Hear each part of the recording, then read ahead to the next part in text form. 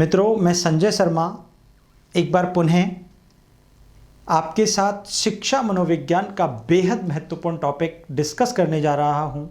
और चूंकि हमने पिछली क्लास में डिस्कस किया था अधिगम क्या है, अधिगम की परिभाषाएं, अधिगम की विशेषताएं, और अब जो हम बात करने वाले हैं वो है अधिगम के सोपान, चरण, पद या प्रक्रिया। जैसा कि व्याख्याता भर्ती परीक्षा में इकोनॉमिक्स के पेपर में पिछली बार ही ये प्रश्न भी पूछा गया था, निम्न में से इकोनॉमिक्स के पेपर में व्याख्याता भर्ती परीक्षा में प्रश्न डाला गया, क्या डाला गया कि निम्न में से अधिगम प्रक्रिया का सही क्रम क्या है।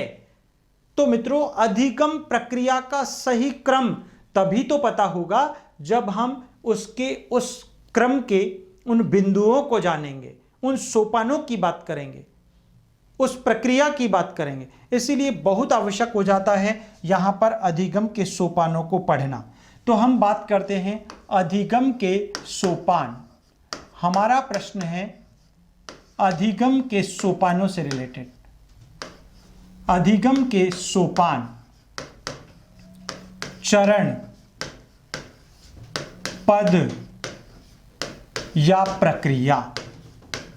सोपान, चरण, पद या प्रक्रिया, यही है अधिगम के संदर्भ में बेसिक चीजें।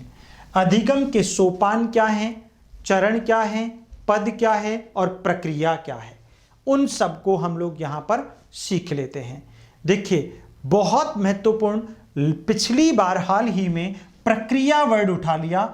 अधिगम की प्रक्रिया का सही क्रम चुनिए, सही क्रम चुनिए। मित्रों, यह अधिगम का सोपान यानी वास्तव में आप अधिगम कब करेंगे, जब आप एक एक सोपान को, एक एक सीढ़ी को चढ़ जाएंगे। जब आप पहली सीढ़ी पे अटक जाएंगे तो आप अधिगम नहीं कर पाएंगे, आप सीख ही नहीं पाएंगे, किसी हाल में नहीं सीख पाएंगे। इसीलिए सीखना तभी संभव है जब हम अधिगम की प्रक्रिया को या अधिगम के सोपानों की उन सीढ़ियों को, स्टेप्स को वन बाय वन पार करते हुए जाएं, तब जाकर सीखना संभव है, सरल है और स्थायी बनता है। इसीलिए मित्रों, यहां पर मैं बात कर रहा हूं, देखिएगा, अधिगम के सोपानों की। और अधिगम के सोपानों की हम यहां पर चर्चा करें तो अधिगम सोपानों से अभिप्राय सीखने की उस प्रक्रिया से है जिस पर होकर या जिस मार्ग पर चलकर व्यक्ति लर्निंग करता है, अपने व्यवहार में अपेक्षाकृत स्थायी परिवर्तन को प्राप्त करता है, वही सीखने के सोपान है। पहली बात, पहला प्रश्न बनता है अधिगम के सोपान कितने हैं। यहां पर अगर हम बात करें आरपीएससी के अनुसार, आरपीएससी तथा डिसेल के अनुसार, डिसेल के अनुसार यह प्रश्न पूछा जा चुका है। याद रखो, आरपीएससी ने कितने सोपान माने हैं और डिसेल ने कितने बताए हैं, ये दोनों बातें कर रहे हैं अपन। तो आरपीएससी तथा डिसेल के अनुसार सोपानों की संख्या, अधिगम सोपानों की संख्या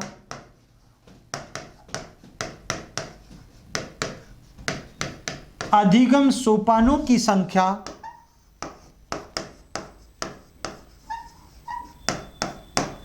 5 है। यानी आपको अगर एग्जामिनर 2016 के एग्जाम में भी ये पूछा गया था, 17 में सेकंड ग्रेड में भी पूछ लिया गया। आप देखिए, आरपीएससी ने लगातार इस प्रश्न को पूछा है। कभी क्रम पूछ लेता है, कभी सोपानों की संख्या पूछ लेता है। तो हमें सारे क्वेश्चंस, यानी अगर पूरा कंसेप्ट हमने सीख लिया तो फिर मैं जहां तक मानता हूं, मेरा जो विश्वास है, हम पूरे कंटेंट के अकॉर्डिंग उसकी डिस्क्रिप्टिव लर्निंग अगर सीख लेते हैं तो फिर कोई प्रॉब्लम नहीं है, क्वेश्चन कहीं से भी पूछा जाए। तो मित्रों, यहां पर अधिगम सोपानों की संख्या डिसेल कितनी बताते हैं, 5 बताते हैं। कितनी बताते हैं, 5। यहां पर याद रखिएगा। तो इंपॉर्टेंट बात, लेकिन थॉर्नडाइक कितनी बताते हैं? नंबर 2 पॉइंट, ईएल थॉर्नडाइक के अनुसार, एडवर्ड ली थॉर्नडाइक के अनुसार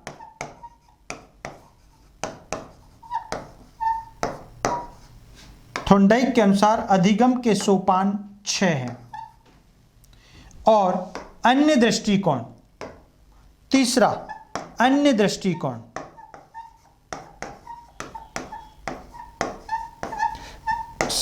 7 सोपान बताता है। देखिए मित्रों, आपको केवल 5 वाला कंसेप्ट पढ़ लेना चाहिए। आपको संख्या 5 ही करके आनी है। अगर थॉर्नडाइक पूछ ले तो 6 करके आनी है, वरना आप तो ये 2 प्रश्नों पर ध्यान दीजिएगा।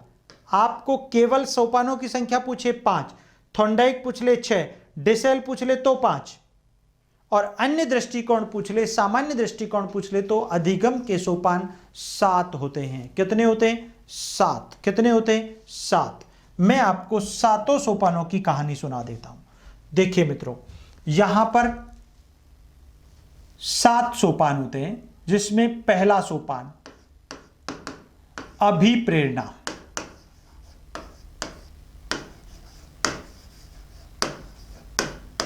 जिसे मोटिवेशन कहते हैं।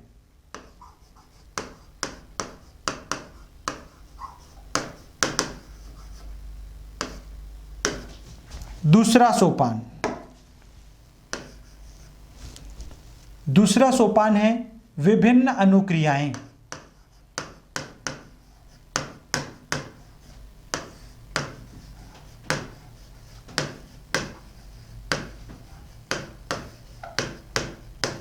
यानी कि वेरियस रिस्पॉन्सेस।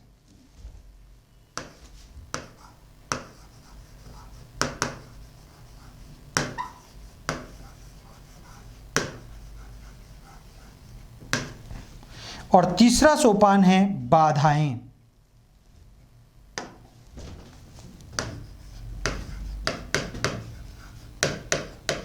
जिसे कहा जाता है बैरियर्स।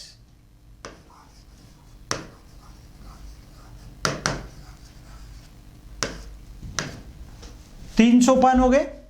उसके बाद देखिएगा चौथा सोपान,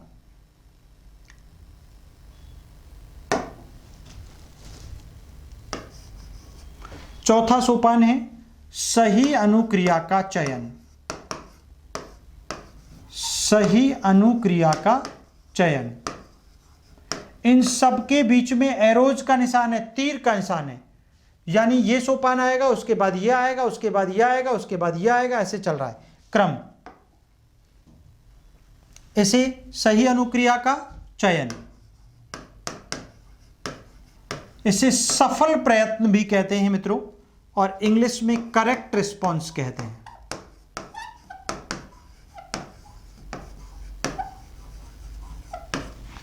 और अगला सोपान है हमारा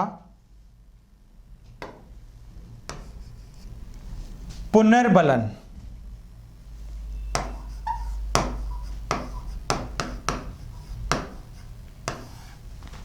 पुनर्बलन, रीइंफोर्समेंट।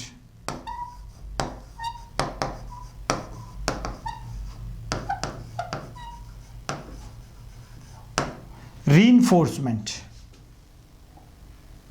और उसके बाद अगला सोपान है हमारा अनुभवों का संगठन।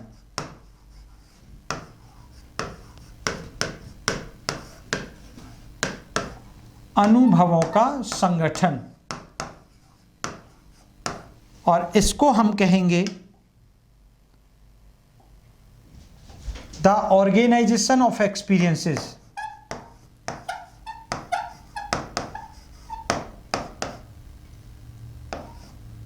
Experiences, the organisation of experiences. और अंत में आता है हमारा लक्ष्य। लक्ष्य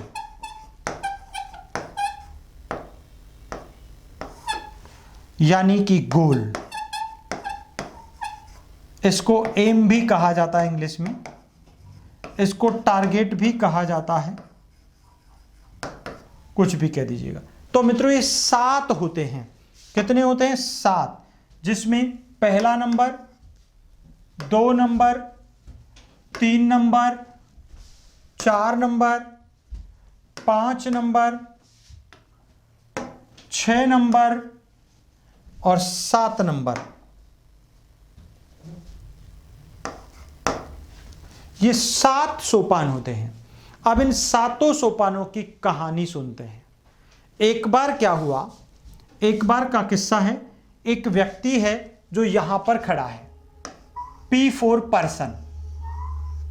एक व्यक्ति है जो यहां पर खड़ा है, P4 पर्सन। क्लियर? अब ये व्यक्ति और कोई नहीं, मैं हूं। मान लीजिए एक बार ऐसा ही हुआ, मुझे कहीं जाना था, मैं कहीं जा रहा था, तो मेरे एक प्रिय विद्यार्थी का घर रास्ते में ही था। अब हुआ क्या, उस प्रिय विद्यार्थी ने मुझे देखा और अपने घर बुला लिया। अरे सर, साइकोलॉजी वाले सर जा रहे हैं, और अपने घर बुला लिया। और घर बुलाने के बाद मुझे बहुत वेलकम दिया, रिस्पेक्ट दिया, सम्मान दिया। सारे घर वाले बड़े खुश हुए, बहुत प्रेम किया, बहुत अच्छा लगा। अब शाम का समय था, सभी लोगों ने कहा कि सर आज तो आप हमारे घर ही रुकिएगा, आप सुबह अपने डेस्टिनेशन पर चले जाइएगा, जहां भी आपको जाना है चले जाइएगा। मैंने कहा, मैंने सोचा यार ये इतना सत्कार, सम्मान, रिस्पेक्ट दे रहे हैं, तो आज यहीं पर रुकते हैं। अंधेरा भी हो चला था, संध्याकालीन वेला का समय था, मैं रुक गया। अब संध्या काल के समय वो लोग कहने लगे, मेरा विद्यार्थी भी कहने लगा, सर हमारे यहाँ पे एक बहुत सुंदर सी रमणीक जगह है, बहुत ही मन को मोह लेने वाला दृश्य यहाँ पर है, बहुत बड़े बड़े, बहुत सारे लोग, दूर दूर से टूरिस्ट लोग यहाँ पर आते हैं, तो आपको भी हम दिखा के लाते हैं। मैंने कहा चलो ठीक है। तो मैंने रास्ते में अपने विद्यार्थी से पूछा कि वहाँ पर है क्या, तो उन्होंने कहा एक बहुत सुंदर सा सरोवर है, एक तालाब है पानी का। मैंने कहा मुझे तो पानी से डर लगता है। तो उस मित्र ने कहा, उस बच्चे ने कहा, उस छात्र ने कहा कि सर आपको पानी में नहाना थोड़ी है, आपको तो देखना है वहाँ का दृश्य। तो हम चले गए, उनके भाई बहन भी थे उस बच्चे के, तो हम सब लोग घूम रहे थे, टहल रहे थे। वाकई वो इतना रमणीक, सुंदर, मनोरम दृश्य था। वहाँ पर ठंडी ठंडी बयार चल रही थी और वहाँ का पूरा दृश्य मन को मोह लेने वाला था, अत्यंत सुंदर, आकर्षक, रमणीय था। और मैं वहाँ आनंद ले रहा था, और हम सरोवर के किनारे किनारे घूम रहे थे, टहल रहे थे और बतिया रहे थे।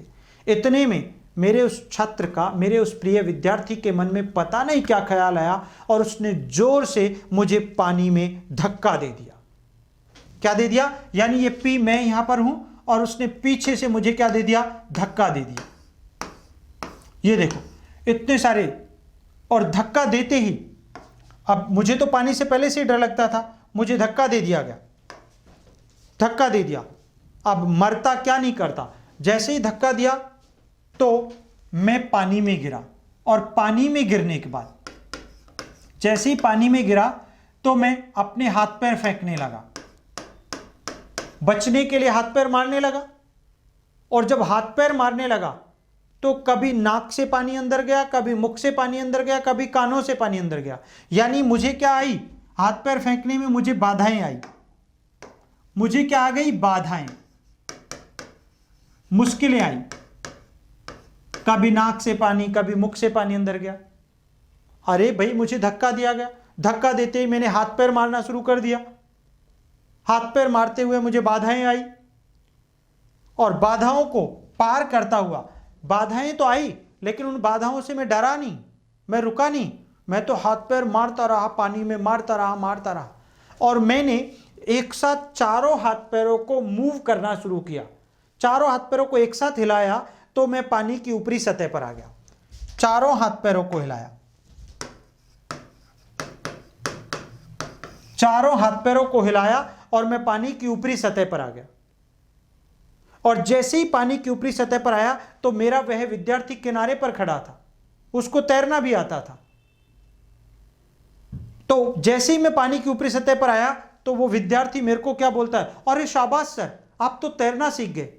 और मेरे मन में गुस्सा है, अभी निकलने दे इसको, तो मैं बताता हूं। अभी तो जले पे और नमक डाल रहा है, जले पे और नमक डालने का काम कर रहा है। मुझे बहुत गुस्सा आ रहा था और गाली गलौज निकल रहा था मन ही मन। लेकिन दूसरे ही पल मुझे हिम्मत आई कि यार मैं जो ये क्रिया कर रहा हूं वो मेरी सही क्रिया है।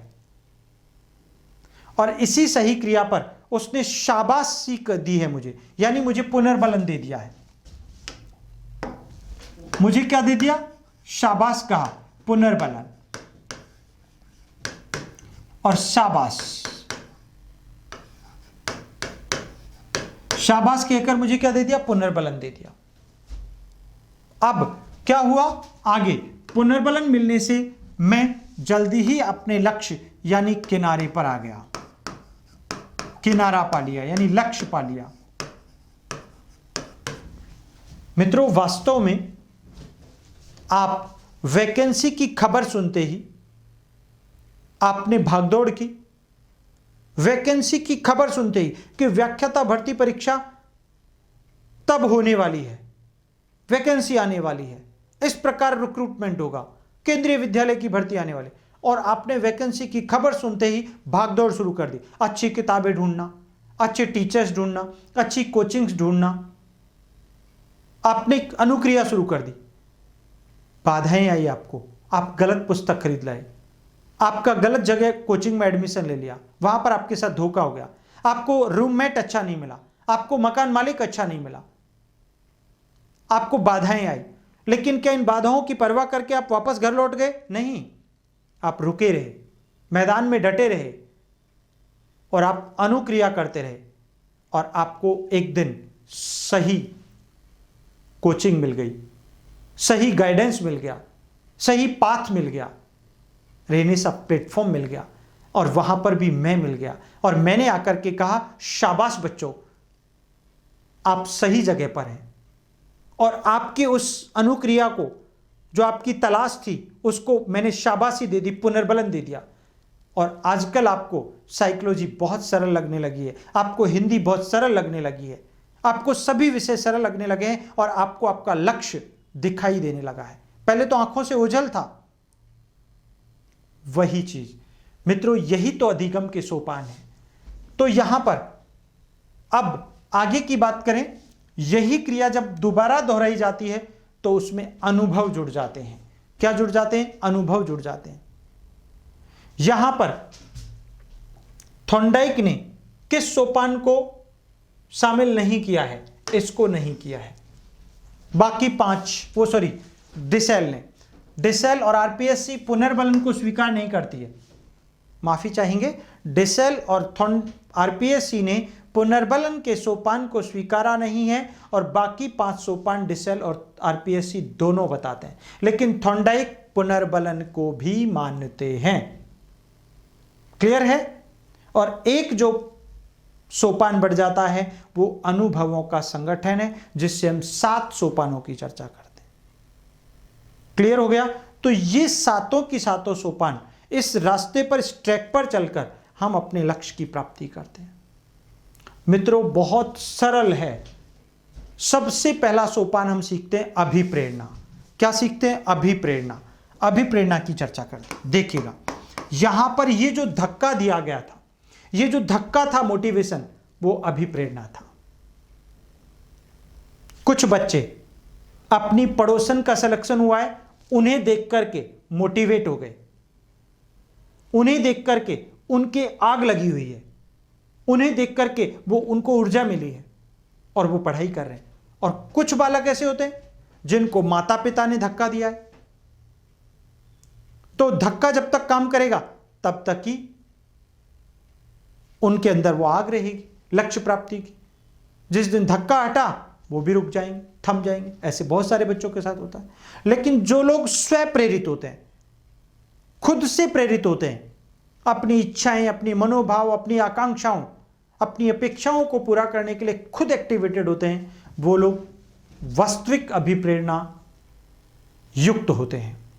इसीलिए मित्रों, अभिप्रेरणा आज आप और मैं हम एक कदम भी आगे बढ़ाते हैं तो उसके पीछे कोई ना कोई रीजन है, कोई ना कोई कारण है, कोई ना कोई धक्का है, कोई ना कोई पुश है, और उसे ही हम मनोविज्ञान की भाषा में अभिप्रेरणा कहते हैं, मोटिवेशन कहते हैं। बिना मोटिवेशन लक्ष्य प्राप्ति संभव ही नहीं है।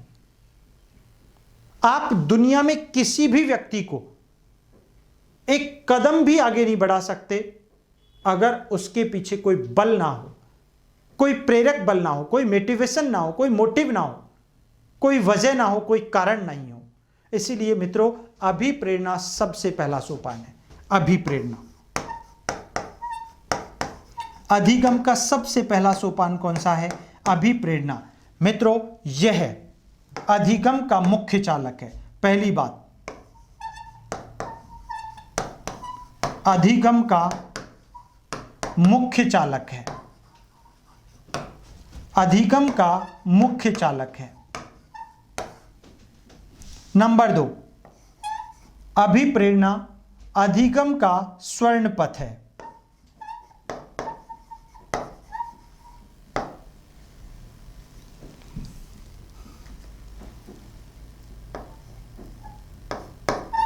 अधिगम का स्वर्ण पथ या राजमार्ग, सर्वोच्च राजमार्ग है।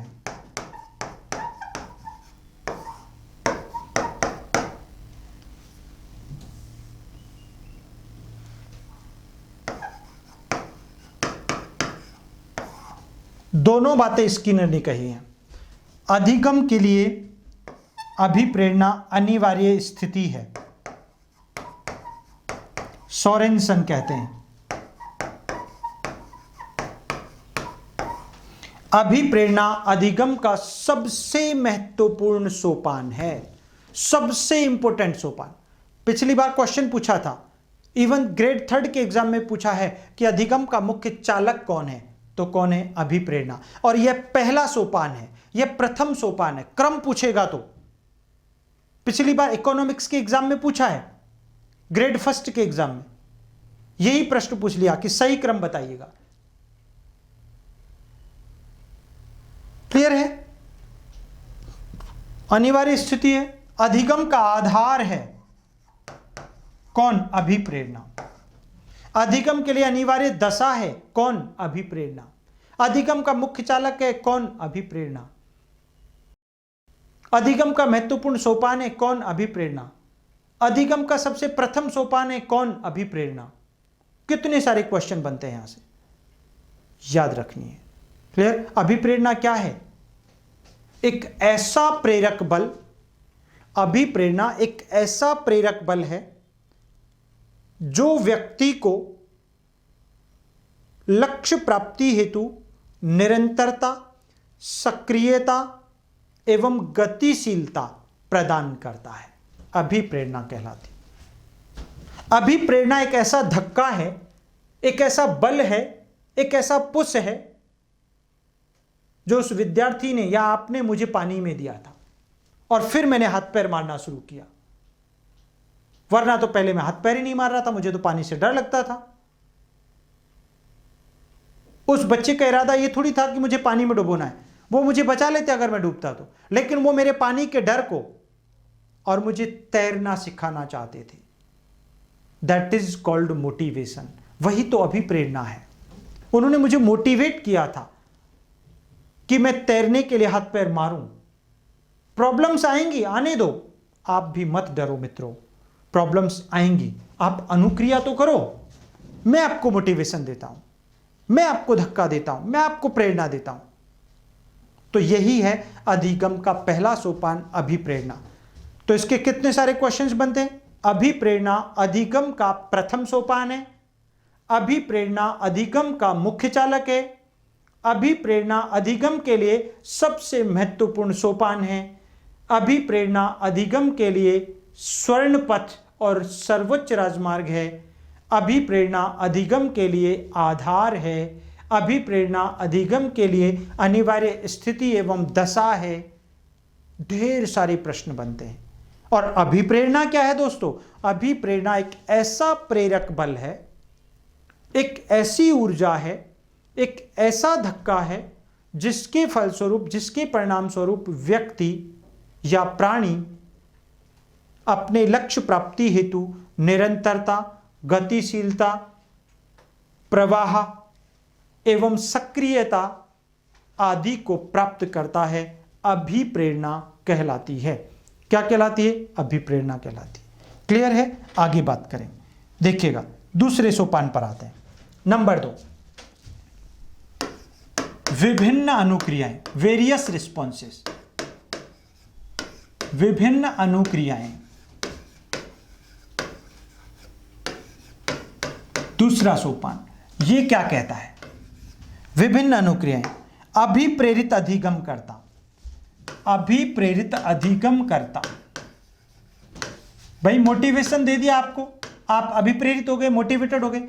अभिप्रेरित अधिगम करता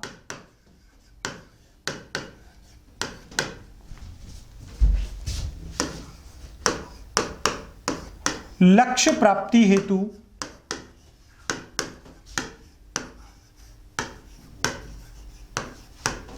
विभिन्न अनुक्रियाएं करता है।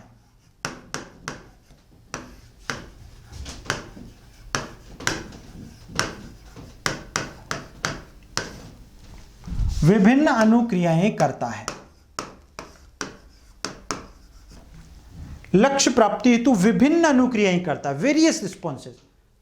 बहुत मेहनत करता है, भाग दौड़ करता है, उछल कूद करता है, धमा चौकड़ी मचा देता है। कब? जब मोटिवेशन, जब उसको पंप लग गया, जब उसमें हवा भर गई, तो फिर वो रुकने वाला नहीं है। तीसरी, जब व्यक्ति क्रिया करेगा, अरे भाई सीधी सी बात है, मुझे उस दीवार तक जाना है, मेरा लक्ष्य ये है, लेकिन क्यों जाऊं? भाई एक छोटा बच्चा, उसको दीवार तक आप भेजना चाहते हैं, क्यों जाएगा? आप उसे चॉकलेट दे दो ना, वो चॉकलेट दिखाते ही वो मोटिवेट हो जाएगा, और मोटिवेट होते ही भागना शुरू कर देगा। रास्ते में गड्ढे आएंगे, गड्ढों में गिरेगा, फिर उठ जाएगा, घबराएगा नहीं। तो क्या है ये? मोटिवेशन है। तो अभिप्रेरणा दे दी, विभिन्न अनुक्रिया करने लगा, फिर बाधाएं आएंगी। तीसरा सोपान, बाधाएं जरूर आएंगी, बैरियर्स। उन लोगों को प्रॉब्लम्स आती हैं, उन लोगों को बाधाएं आती हैं जो कार्य करते हैं, जो क्रिया करते हैं, जो विभिन्न अनुक्रिया करते हैं, सिर्फ उनको बाधाएं आती हैं, उनको बैरियर्स, उनको मुश्किलें आती हैं, वरना बैरियर्स आते ही नहीं हैं। तो उनको जरूर बैरियर्स आएंगे, बाधाएं उत्पन्न होंगी। कब? जब वो निश्चित रूप से वो क्या करेंगे? अनुक्रिया करेंगे। तो क्रियात्मक व्यवहार के परिणाम स्वरूप बाधाएं उत्पन्न होती हैं, लेकिन इन बाधाओं को पार करता हुआ अनुक्रियाओं के दौरान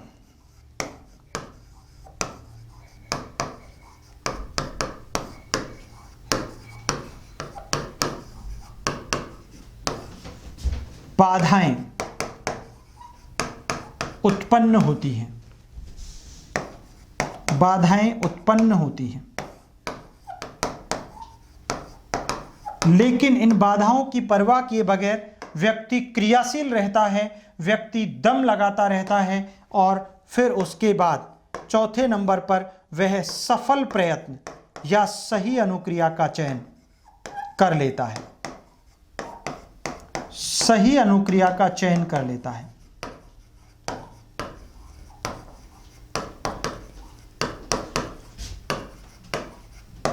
सही अनुक्रिया का चयन कर लेता है, यानी चारों हाथ पैरों को चलाने की जो क्रिया मैंने ढूंढी थी वही सही अनुक्रिया है।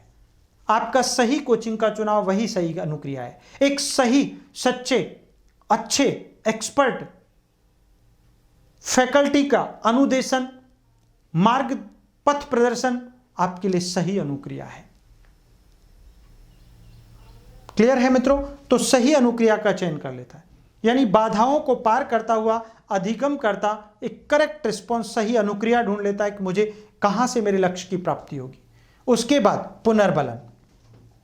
उसके बाद पांचवा सोपान आता है पुनर्बलन, रीइंफोर्समेंट, जिसको हमने पहले भी पढ़ा। रीइंफोर्समेंट,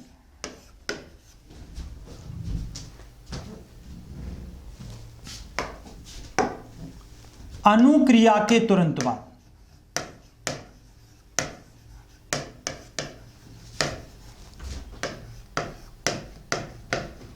अनुक्रिया के तुरंत बाद सकारात्मक व नकारात्मक, सकारात्मक व नकारात्मक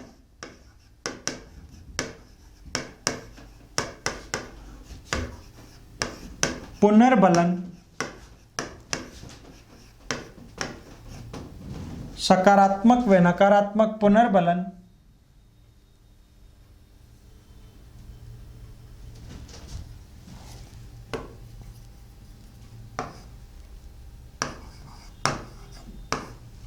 तुरंत दिया जाना चाहिए, तुरंत दिया जाना चाहिए।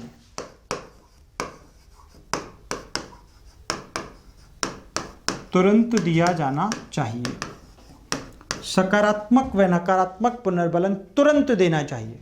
ऐसा नहीं आज किसी बालक ने मेरे प्रश्न का उत्तर दिया और मैंने आज तो कुछ नहीं कहा और कल दोबारा जब क्लास में आता है और शाबाश बेटा आपने कल प्रश्न का बहुत शानदार उत्तर दिया था, तो उसका प्रभाव ही कम हो जाएगा, उसका कोई फायदा नहीं है। अगर आप तुरंत देते और ग्रेट शाबाश सुपर्ब, तो बालक मोटिवेट होता, कल वो और ज्यादा प्रश्न याद करके लाता।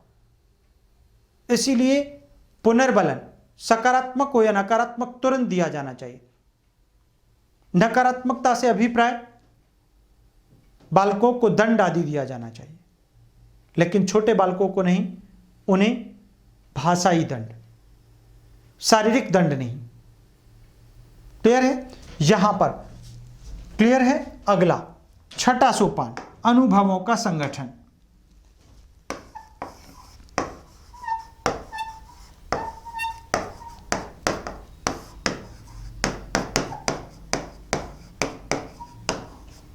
अनुभवों का संगठन, ऑर्गेनाइजेशन ऑफ एक्सपीरियंसेस। छठा सोपान क्या होता है? उपरोक्त सभी पूर्व क्रियाओं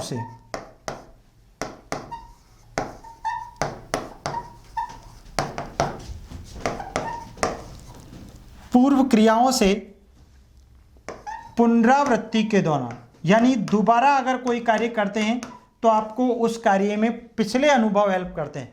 पूर्व क्रियाओं से पुनरावृत्ति में अनुभव लक्ष्य प्राप्ति में सहायता करते हैं।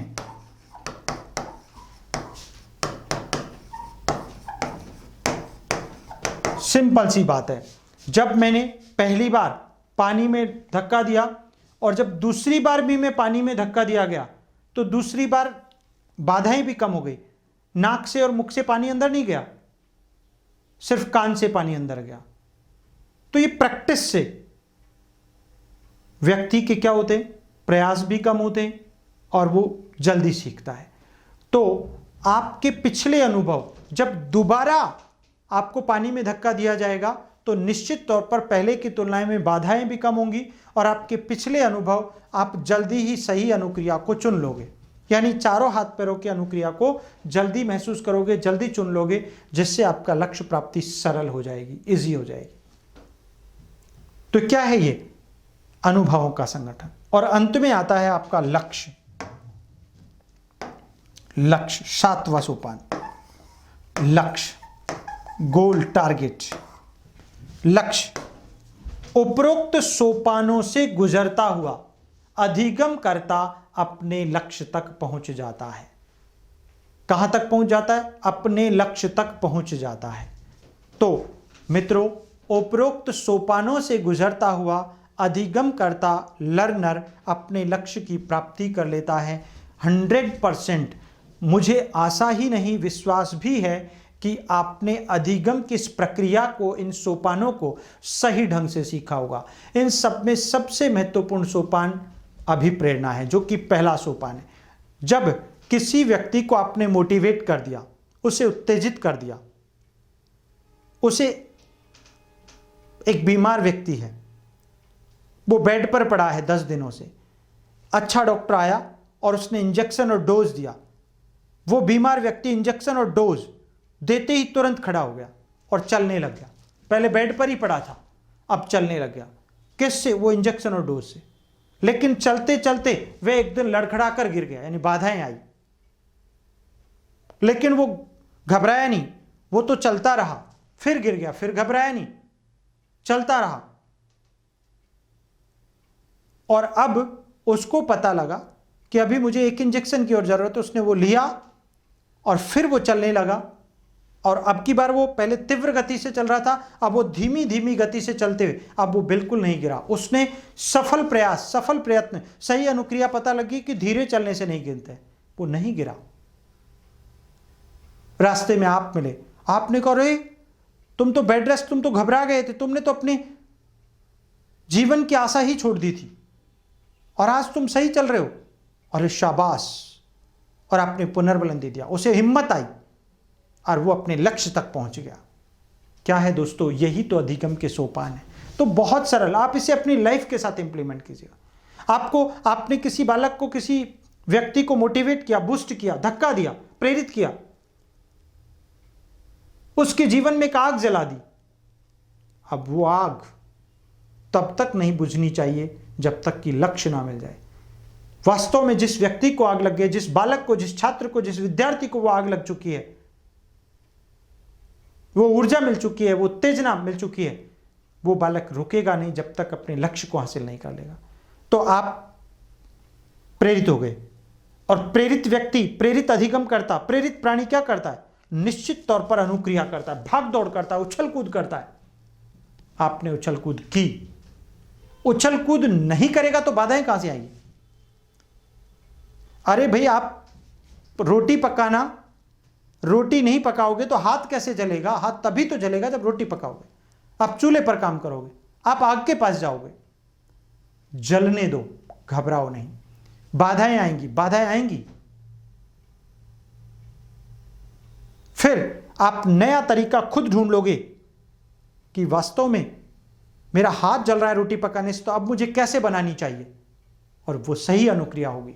और उस सही अनुक्रिया पर मेरा जैसा व्यक्ति आपको पुनर्बलन दे देगा, फीडबैक देगा, रीइंफोर्स करेगा, और ये शाबाश तू तो बहुत शानदार खाना पकाता है, तो क्या चपाती बनाता है, क्या गोल गोल बनाता है। आपको क्या मिल गया? पुनर्बलन मिल गया। और इसी के सहारे आप अपने लक्ष्य को अचीव कर लोगे। आप दुनिया के बेहतरीन कुक बन जाओगे, खाना पकाने वाले बन जाओगे। तो क्या है मित्रों, ये यही है अधिगम के सोपान। तो पहली अभिप्रेरणा, एक प्रेरक बल जो व्यक्ति को गति देता है, क्रियाशील बनाता है, सक्रिय बनाता है, और सक्रिय बनकर व्यक्ति बहुत सारी अनुक्रियाएं करता है, उछल कूद करता है। उछल कूद करने के बाद बाधाएं आती हैं, बाधाओं की परवाह किए बगैर वह निरंतर प्रयास करता रहता है, और उन प्रयासों में से एक सफल प्रयत्न चुन लेता है जो उसे लक्ष्य प्राप्ति तक पहुंचाने में सहायक सिद्ध होता है।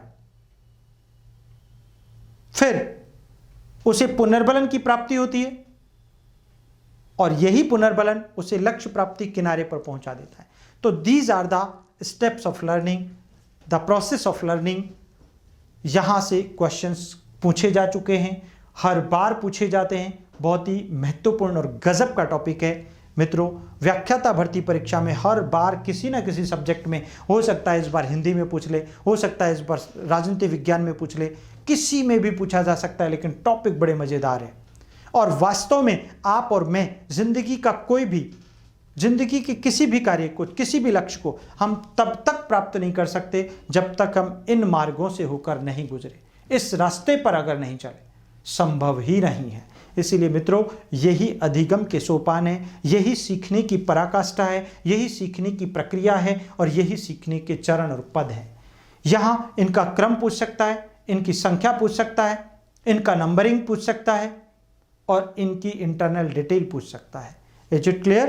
तो यही बात थी अधिगम के सोपानों की चर्चा की। और अब हम इसके आगे की चर्चा जो शुरू करेंगे वो करेंगे अधिगम के सिद्धांतों से संबंधित। तो मित्रों, आज की क्लास को हम यहीं विराम देते हैं।